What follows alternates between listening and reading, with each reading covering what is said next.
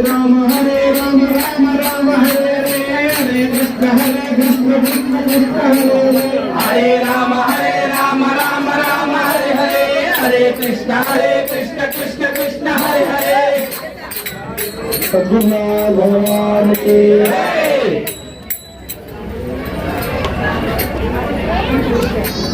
सीतारामचंद्र भगवान की सदानंद सरस्वती पीठाधिपति स्वामी की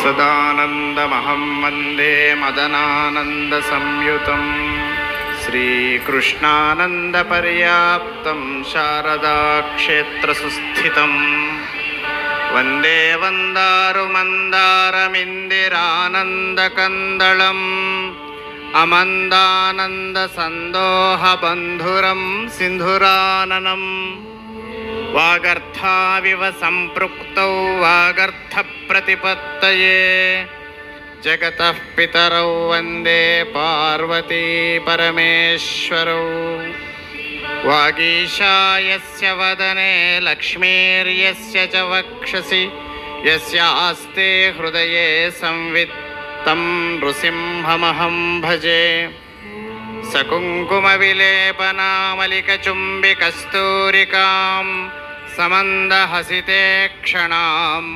सशरचापपाशाङ्कुशाम् अशेषजनमोहिनीम् अरुणमाल्यभूषोज्ज्वलां जपाकुसुमभासुरां जपविधौ स्मरेदंबिकां సమస్త ప్రపంచంలో వ్యాపించినటువంటి ఆ చైతన్య స్వరూపం ఈరోజు విశ్వమంతా కనిపిస్తున్నటువంటి విశ్వయోగి విశ్వంజీ మహానుభావునిగా త్ర్యంబకేశ్వర స్వామిగా ఇక్కడ వచ్చినటువంటి అతిథి మూర్తులుగా కార్యక్రమాన్ని నిర్వహిస్తున్న నరేంద్ర చౌదరి రమాదేవి దంపతులుగా వచ్చినటువంటి సమస్త ప్రపంచ ప్రతినిధులైన భక్తులుగా విరాజిల్లుతున్నది ఒకే ఒక చైతన్యం. మీ అందరిలో ఉన్న చైతన్యం నాలో ఉంది.